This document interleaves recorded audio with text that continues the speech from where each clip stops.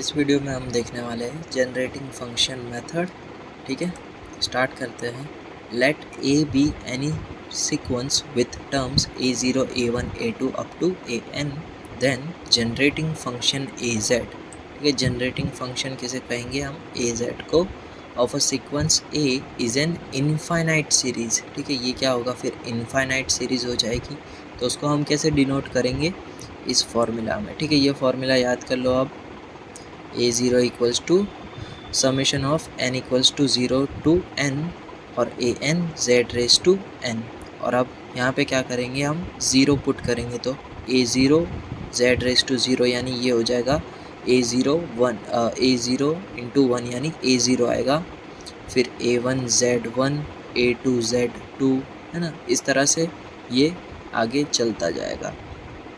Let's try to find out generating function of some of the standard function. ठीक है, ये जो है अब वो स्टैंडर्ड फंक्शन है, मेन क्वेश्चन नहीं है, ये जस्ट स्टैंडर्ड फंक्शन है।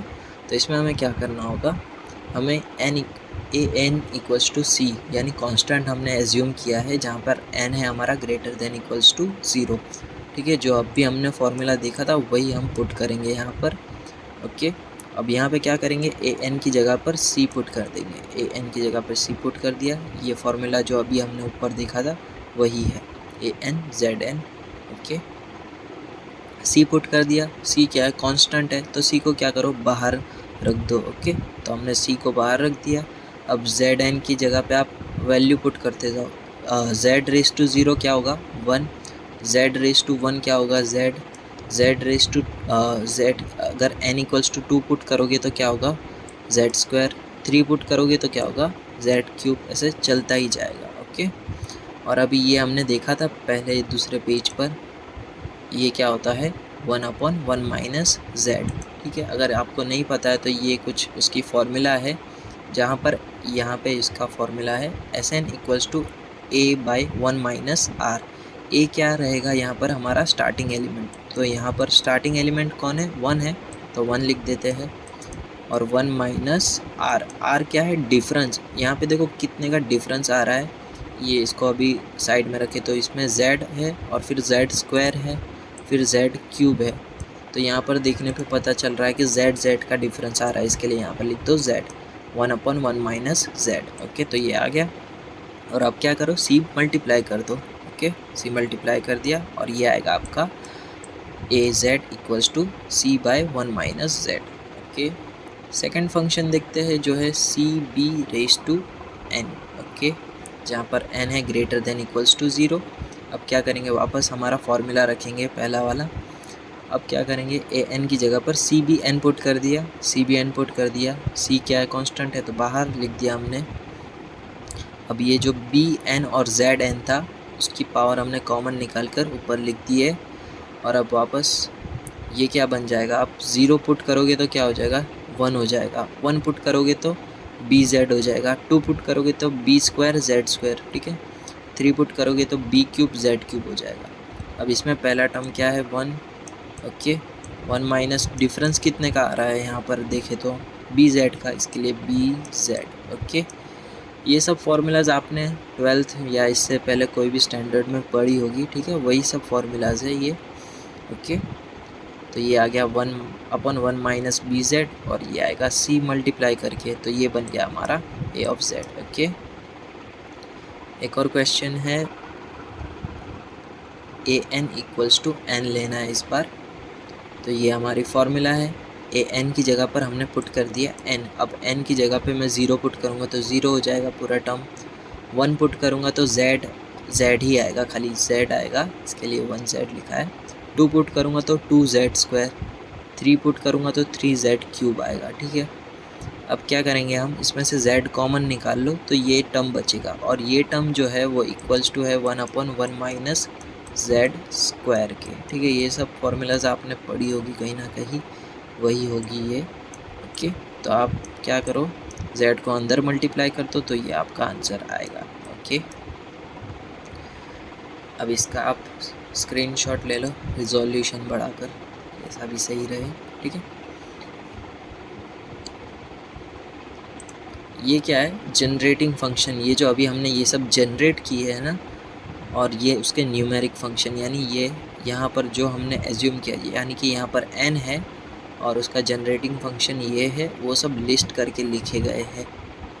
ठीक है, यहाँ पे ये वाला टर्म है और ये जो है वो जो हमने अभी क्वेश्चन में एज्यूम किया था वो है। ओके, तो इसमें जो मेन है वो पहला ही है। ठीक है, ये वाला सबसे मेन है, ये वाला याद ही कर लो आप। ठीक है, 1/1 माइनस ए जेड होता है a⁻n। फिर ये जो है दूसरे वो हम जहाँ जहाँ ज़रूरत पड़ेगी वहाँ हम यूज़ करेंगे। ओके, क्वेश्चन देखते हैं। पहला क्वेश्चन, ये सेम क्वेश्चन हमने अनडिटरमाइंड कोएफिशिएंट में भी देखा था और अब ये हम सॉल्व करेंगे through generating function method. Okay, और हमारा n जो है वो ग्रेटर देन इक्वल्स टू 1 है और a0 हमें 1 दिया गया है। अब इसमें क्या करना है वो देखना। ये हमने एज अ रिलेशन लिख दिया, पूरा रिकरेंस रिलेशन। अब क्या करो, multiply both the side by z⁻n। अब क्या करो, यहाँ पे zn मल्टीप्लाई कर दो, यहाँ पे zn, यहाँ पर zn और यहाँ पर zn, ये बन गया zn। अब क्या करो, समेशन लो इसका, n इक्वल्स टू 1 से लेकर इन्फिनिटी तक। 1 क्यों लिया, क्योंकि यहाँ पे हमें 1 दिया गया है, इसके लिए 1 से लेकर इन्फिनिटी तक। और ये जगह पर, हर एक जगह पर आप समेशन यूज़ करो और इसको इक्वेशन 1 दे दो। और ये जो हमारी पहली फॉर्मूला थी, ठीक है, पहली पेज पे वो लिखी हुई है, ये वाली। ओके, अब क्या करेंगे हम, ये पर्टिकुलर पार्ट के लिए अब हम सॉल्व करेंगे। ये वाला पर्टिकुलर पार्ट हमने यहाँ पर लिख दिया। अब क्या करेंगे, n इक्वल्स टू 1 पुट करो, यहाँ पे 1 और यहाँ पे 1, तो ये हो गया a1z। अगर मैं 2 पुट करूँगा तो a2z², a2z², 3 पुट करूँगा तो a3z³। ठीक है, इसी तरह चलता रहेगा। अब ये जो टर्म है ये इस वाले टर्म से देखो सेम है, सेम टर्म है, बस ये a0 नहीं, तो a0 को मैं यहाँ पर भेज देता हूँ और ये जो होगा वो होगा a0 minus az minus a0। तो इसका इक्विवेलेंट फॉर्म हमारा ये बन चुका है। ठीक है, अब सेकंड टर्म के लिए देखते हैं, यानी ये वाला टर्म, ये वाले टर्म के लिए अब हम देखेंगे। ठीक है, ये लिख दिया। बहुत सी बुक्स में क्या करते हैं कि यहाँ पर अगर n-1 है तो ये लोग z की पावर में भी n-1 करके उसे फिर वापस मल्टीप्लाई भी करते हैं। ठीक है, यहाँ पे क्या किया इन्होंने, n-1 किया, फिर वापस z भी मल्टीप्लाई किया, यानी क्या था, -1, यानी z से डिवाइड किया और फिर बाहर वापस z से मल्टीप्लाई किया। ठीक है, तो ये सब चीज़ें हम नहीं करने वाले क्योंकि ये दोनों चीज़ें सेम ही हैं। यहाँ पर हम क्या करेंगे, n इक्वल्स टू 1 पुट करेंगे, ये वाली फार्मूला को भूल जाओ, हम इसी में वैल्यू पुट करके देखेंगे और दोनों का आंसर सेम ही आता है। n इक्वल्स टू 0 पुट किया, 1 पुट किया, 1 - 1 0 और यहाँ पे 1 आएगा, a0 z1। ओके, अब यहाँ पे मैं 2 पुट करूँगा, 2 - 1 यानी a2, 2 - 1 a1 और जो पावर रहेगी वो होगी 2 यानी z²। अब मैं यहाँ पे n इक्वल्स टू 3 ले रहा हूँ, 3 - 1 2 आ गया और जो पावर में रहेगा वो भी 3 होगा। इसी तरह से आप लिखोगे इसके लिए। तो इसमें अगर आप देखो तो यहाँ पे जो, अगर मुझे ये फॉर्म में कन्वर्ट करना है तो मुझे यहाँ से z को हटाना होगा। तो मैं क्या करूँगा, z को कॉमन ले लूँगा और ये लोग ने यहाँ पर z इसलिए मल्टीप्लाई किया था। ठीक है, तो z का ये फंडा था इसमें निकालने का, तो इसमें z हमने यहाँ पर से कॉमन निकाल लिया। अब ये जो पूरा टर्म है a0 + a1z, ये पूरा ये टर्म बन चुका है। ओके, और ये इक्वल्स टू az, तो az लिख दो। अब क्या है, ये वाला टर्म है, ये वाला टर्म को उठा लेते हैं। अब क्या करेंगे, n इक्वल्स टू 1 पुट करो, फिर 2 पुट करो, फिर 3 पुट करो और यहाँ पे हम हमारी वो फॉर्मूला यूज़ करेंगे जहाँ पर a यानी स्टार्टिंग पॉइंट कौन है, z 1 माइनस डिफरेंस कितने का आ रहा है z का, इसके लिए z क्या हो गया, z/1 माइनस z। ठीक है, ये बन गया हमारा ये इसका इक्विवेलेंट फॉर्म। अब ये तीनों जो हमने फाइंड किया है इसको हम इक्वेशन 1 में पुट कर देंगे। पुट कर दिया हमने यहाँ पर और अब क्या किया, ये जो a0 इसको यहाँ पर भेज दिया और ये मल्टीप्लाई हो गया। और अब क्या किया है, az को कॉमन निकाल लिया है और ये बन गया 1 - 3z और a0 की वैल्यू पुट की है यहाँ पर 1। अब क्या करेंगे, a माइनस 3z को ये साइड पर भेज देंगे। ये जो a माइनस 3z है उसे हम यहाँ पर भी भेजेंगे और यहाँ पर भी भेजेंगे, ठीक है। तो ये आया हमारा आंसर थोड़ा बहुत। अब क्या करना है हमें, इसको वापस सिंप्लीफाई करना है। आप यहाँ पर भी जो ये सिंप्लीफाई करो पूरा टर्म, फिर यहाँ पर आ जाएगा 1 प्लस जेड, ठीक है। इतना सिंप्लीफाई हो जाए फिर रुक जाना है। अब ये टर्म कैसे आया, वो कैसे आता है वो देखते हैं। पार्शियल फ्रैक्शन आता है ना, वही है। इसमें हमने शॉर्ट मेथड अप्लाई की है। तो इसमें क्या करेंगे हम, जो भी डिनोमिनेटर है उसमें से एक इक्वेशन को आप ले लो। यहाँ पे मैं 1 माइनस 3z ले रहा हूँ और उसको इक्वल्स टू 0 एज्यूम कर लो। फिर क्या करो कि z इक्वल्स टू, फिर ये जो आपका आंसर आएगा वो लिख दो। अब क्या करो, ये जो आपका पूरा इक्वेशन है ना, इसके अंदर पुट कर दो और इसके अंदर ये वाले पार्ट में पुट करना है। जिसमें से आंसर लाया है वो पार्ट को नहीं लेना है। क्यों? क्योंकि अगर मैं यहाँ पे 1/3 पुट कर दूंगा तो 3 कैंसिल हो जाएगा और 1 माइनस 1 0, 0 इंटू समथिंग 0 और 1/0 इन्फिनिटी। इसके लिए इसमें नहीं अप्लाई करूँगा मैं, ये 1 प्लस जेड और 1 माइनस जेड में 1/3 पुट करूँगा और इसका आंसर आएगा 2। तो यहाँ पे मैंने 2 पुट कर दिया और किसकी वजह से आया था, 1 माइनस 3z की वजह से, तो 1 माइनस 3z और माइनस अब सेकंड के लिए। अभी हमने 1 माइनस 3z के लिए पुट किया था, अब 1 माइनस z के लिए देखते हैं। तो z इक्वल्स टू 1 आया। अब मैं z इक्वल्स टू 1 इतने पार्ट में पुट करूँगा, ठीक है। 1 plus Z 1 minus 3z, 1 put करो, आपका आंसर आएगा -1। -1 और किसकी वजह से आया था, 1 माइनस जेड की वजह से, तो वो लिख दो।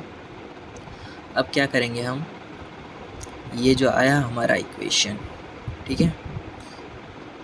अब क्या करेंगे, इसमें से 2 को आप कॉमन निकाल लो तो ये क्या बन जाएगा, 1/1 माइनस 3z, ठीक है। ये और कुछ नहीं, आप अगर यहाँ पे 3 लगा दो, 3 यहाँ पे मैं 3 लगा दूँ, यहाँ पर भी 3, वाइट क्यों हो गया ये, हो गया ठीक। यहाँ पे 3 और यहाँ पर 3, ठीक है। तो ये हो गया 1 प्लस 3z और ये हो जाएगा 3 यानी 9 हो जाएगा ये इतना पार्ट, ठीक है। यहाँ पर भी पूरा इतना पार्ट ब्रैकेट में आएगा, वही तो, ठीक है। तो इस तरह से आप ये इक्वेशन को फॉर्म करोगे और 1 माइनस 3z तो 1/1 माइनस जेड तो यही रहेगा, 1 प्लस जेड स्क्वायर, ओके। और इसको आप समेशन के फॉर्म में कुछ इस तरह से लिखोगे। और ये जो अभी हमने फाइंड किया था ना, वो टेबल कौन से पेज पे, इस पे से देख लो, वो टेबल था ना पहला पॉइंट, ओके। सीधा क्या करो, ये जो आया ना 1/1 माइनस 3z, 1/1 माइनस 3z, ठीक है। एक ही जगह पे कौन है, 3 है, तो 3n, ओके। 3n, ये आ गया हमारा आंसर 3n। और यहाँ पे क्या है हमारा आंसर, 1/1 माइनस जेड, तो 1/1 माइनस जेड, तो यहाँ पे 1 आएगा और 1 की पावर n, 1 की पावर n, यानी एक तरह से कुछ भी पावर रख दो 1 ही आएगा, है ना।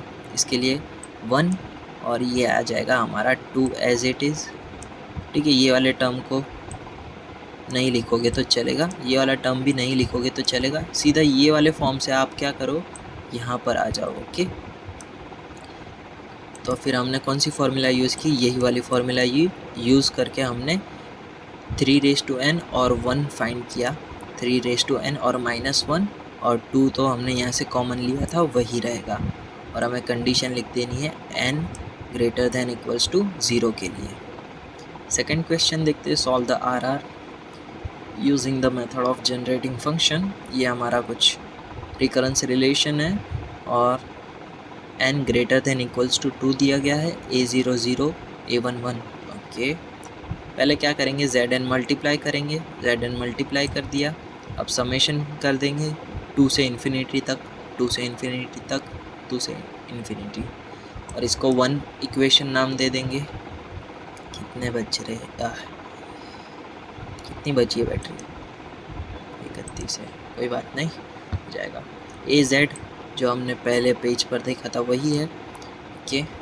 अब क्या करना है हमें, ए एन जेड एन, ठीक है, ये वाला पार्ट हम सिंप्लीफाई करेंगे। n इक्वल्स टू 2 पुट करो, a2 Z square, a3 Z cube cube, फिर 2 पुट करो, फिर 3, फिर 4 पुट करो, तो इस तरह से आप पुट करते जाओगे। और ये जो है वो इतना सिमिलर पार्ट आ रहा है, तो आप क्या करो, a0 a-1 को यहाँ पर भेज दो, ठीक है, तो ये बन जाएगा आपका ये वाला टर्म। ओके, अब ये वाले टर्म के लिए सॉल्व करते हैं। an-1 2 पुट करो, ये हो जाएगा a1 Z square, a1 Z square, फिर क्या, फिर 1 1 ऐड करते जाओ, a2 Z cube, a3 Z 4। Okay, तो अब मुझे ये फॉर्म में कन्वर्ट करना है ना, तो यहाँ पे a1 जेड स्क्वायर है और यहाँ पर a1 जेड है, तो एक काम करता हूँ, z कॉमन निकाल लेता हूँ, तो ये बन गया इतना फॉर्म। ओके, और यहाँ पर a0 मिसिंग है, तो a0 को मैं ये साइड भेज दूँगा और ये आ जाएगा हमारा इक्विवेलेंट फॉर्म। अब यहाँ पे क्या बचा है, ये वाला टर्म n-2, n-2 पुट करो, 2 पुट करोगे तो 0 जेड स्क्वायर, फिर क्या 1 1 ऐड करते जाओ, 1 ऐड करो तो 1, फिर इसमें ऐड करो 1, फिर इसमें 1 ऐड करो, फिर इसमें 1 ऐड करो, ठीक है। यहाँ पे a0 के साथ जेड स्क्वायर है, तो जेड स्क्वायर को कॉमन निकाल लो, तो फिर इतना टर्म आ जाएगा आपका। ओके, और ये हो जाएगा हमारा az और ये Z square as it is. अब ये तीनों को हम इक्वेशन 1 में पुट करेंगे। इक्वेशन 1 में पुट कर दिया हमने, यहाँ पे 2 और 15 दिया है हमें क्वेश्चन में, हाँ यहाँ पर भी है 2 और 15, तो इसके लिए 2 और 15 आ गए। यहाँ पर 2 मल्टीप्लाई कर दो अंदर और 15 मल्टीप्लाई कर दो। अब क्या करो, az वाले सारे a ऑफ z वाले टर्म यहाँ पर ले लो, और a0 वाले टर्म a0 a1 और a0 वाले टर्म यहाँ पर ले लो। अब क्या करेंगे, यहाँ पर az कॉमन निकाल लेंगे और इसके अंदर हम वैल्यूज़ पुट कर देंगे, a0 0 a1 1, a0 0 और a1 1, तो आएगा आंसर z।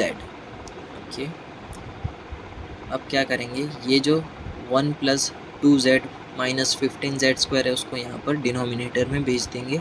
अब इसको सिंप्लीफाई करते हैं, तो ये आएगा हमारा 1 + 5z और 1 - 3z। अब क्या करेंगे, 1 + 5z के लिए एक 0 एज्यूम करेंगे और z इक्वल्स टू आएगा 1 - 1/5 और 1 - 3z के लिए 1/3।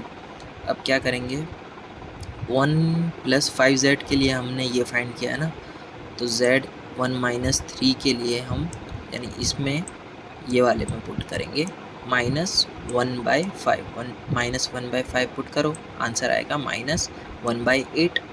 -1/8 वाला ये टर्म है, और किसकी वजह से आया था ये, 1 + 5z की वजह से, तो डिनोमिनेटर में 1 + 5z। अब 1 - 3z के लिए देखते हैं, तो ये वाला पार्ट हमें कंसीडर करना होगा। ओके,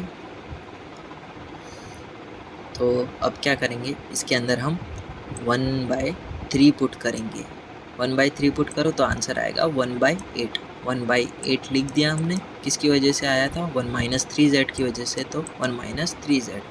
अब क्या करो, 1/8 को अलग कर दो, और ये जो 1 - 3z है इसको हम कंपेयर करें तो ये वही बन रहा है 3n, ठीक है, 3n लिख दिया हमने।